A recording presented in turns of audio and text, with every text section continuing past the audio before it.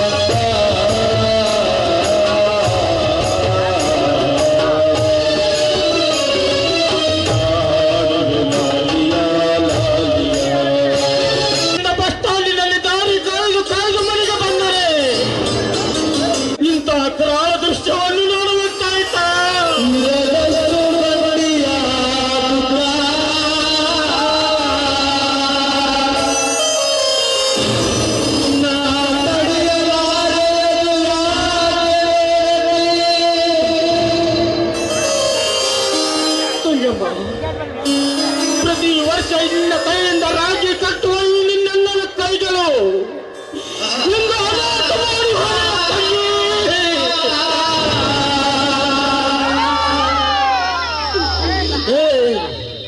ತಂದೆ ಶಿವಲಿಂಗೇಶ್ವರ, ಈ ನನ್ನ ತಂಗಿಯ ಪ್ರಾಣವನ್ನು ತೆಗೆದುಕೊಂಡ ಮುಂಚಿತವಾಗಿ ಈ ನನ್ನ ಪಾಪಿ ಪ್ರಾಣವನ್ನು ತೆಗೆದುಕೊಂಡು ಬರಬಾರದು.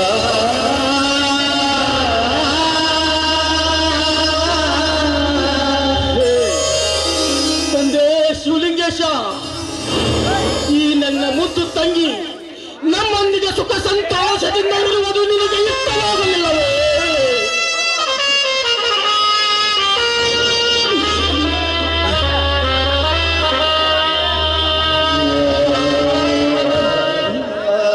ತಂಗಮ್ಮ, ಅಣ್ಣ ತಂಗಿಗೆ ರಕ್ಷಾ ಕವಚ ಎಂದು ಹೇಳುತ್ತಾರೆ.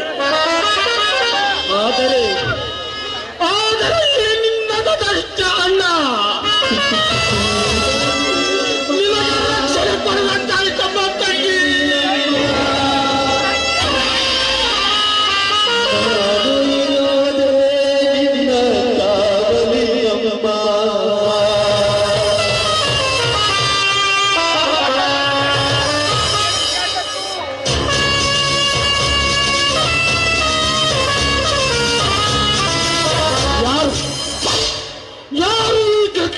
ಮಾಡಿದ ತಾಯ್ಗಾಂಡರು ಅವರು ಅಥವಾ ಸುತಲ ಪಾತಾಳದಲ್ಲಿ ಅಡಗಿದರು ಸರಿ.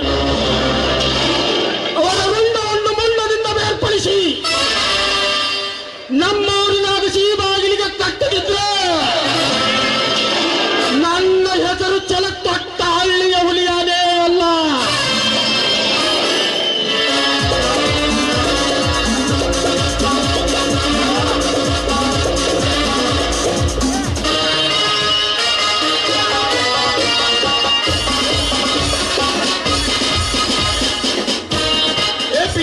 Arrest him.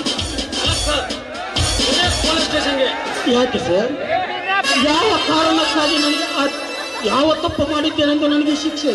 ಆಸ್ತಿ ಅಂತಸ್ಕೋಸ್ಕರ ಒಡ ಹುಟ್ಟಿಯರ ತಂಗಿಯನ್ನು ಕೊಂದ ನೀಚ ನೀನು ಎಂಬ ಇನ್ಫಾರ್ಮೇಶನ್ ನನಗೆ ಬಂದಿದೆ. ಸಾಹೇಬ್ರೆ, ಏನ್ ಹೇಳ್ತಿದ್ದೀರಾ ಸಾಹೇಬ್ರೆ? ಏನ್ ಹೇಳ್ತಿದ್ದೀರಾ?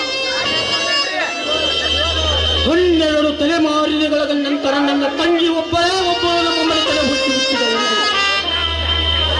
ನಮ್ಮ ಸರ್ವ ಆಸ್ತಿಯನ್ನೆಲ್ಲ ನಮ್ಮ ತಂಗಿಯ ಹೆಸರಿಗೆ ಬರೆದಿಟ್ಟೆವು.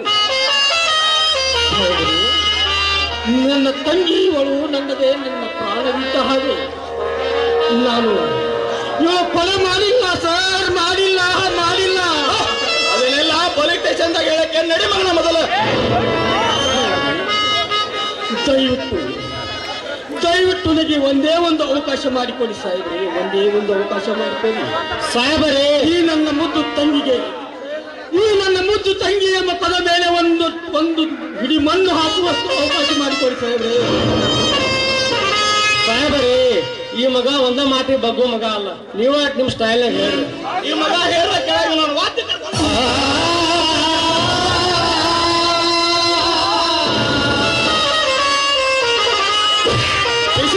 ಎಳೆಕೊಂಡು ಬಾ ಮಗನನ್ನು.